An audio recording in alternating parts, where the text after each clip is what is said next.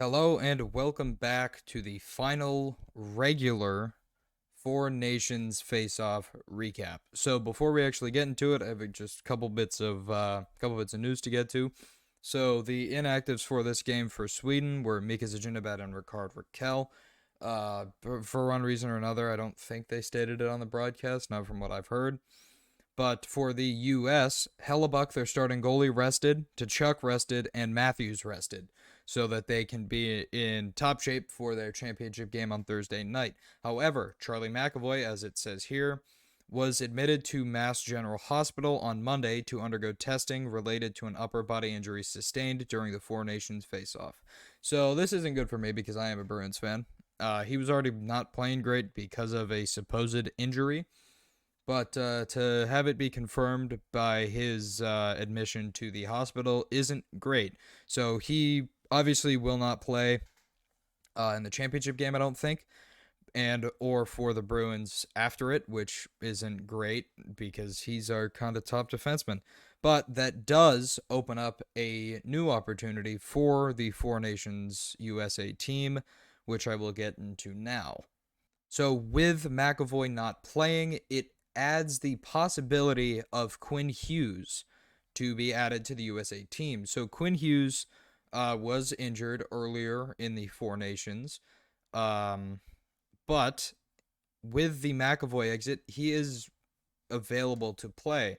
So they're actually going to have him fly out to Boston. Yep, and Hughes is headed to Boston, though it remains to be seen if he will play too. So it's not like for certain. It'd be really nice for him to play though, because he is a great defenseman, and in my opinion, a step up from Charlie McAvoy.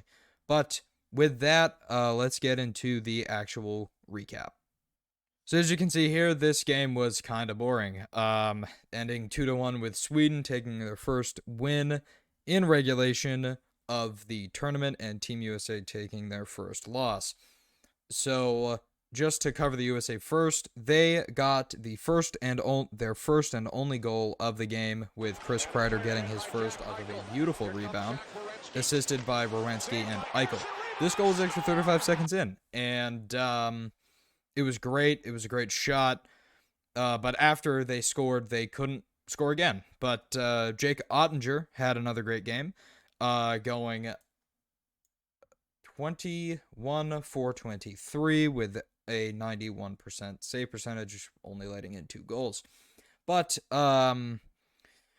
I mean, that's about it for the US's offense. They had some great defensive plays because they didn't let in another one. But yeah, now let's get into Sweden's, which Sweden's first goal came from Gustav Nyquist getting his first of the tournament, assisted by Carlson and Arvidsson. This was around the middle of the period. I think it was around like 14 minutes in.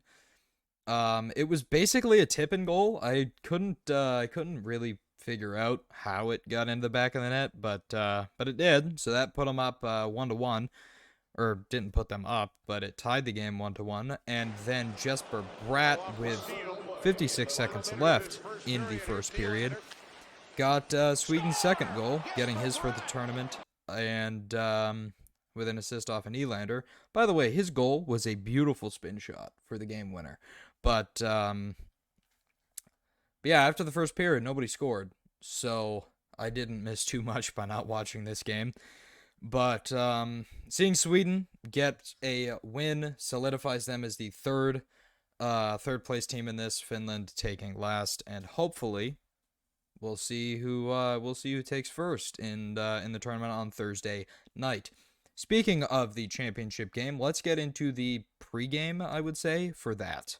So, this Four Nations Face-Off final will take place in Boston at TD Garden on Thursday night at 8 p.m. Eastern Time.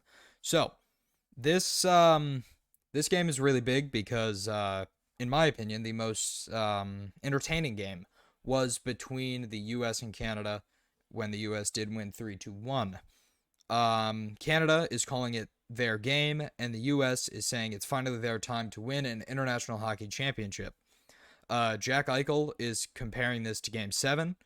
He has won the cup before, but he's saying that this could be something bigger than his Stanley Cup win. I don't know if I really believe that, but because I don't think that their names are going to get etched into this trophy.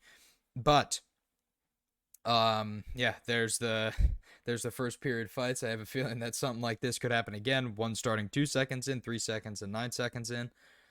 But yeah, this game will be great. This game will be amazing to watch. But again, like I said before, I won't be making a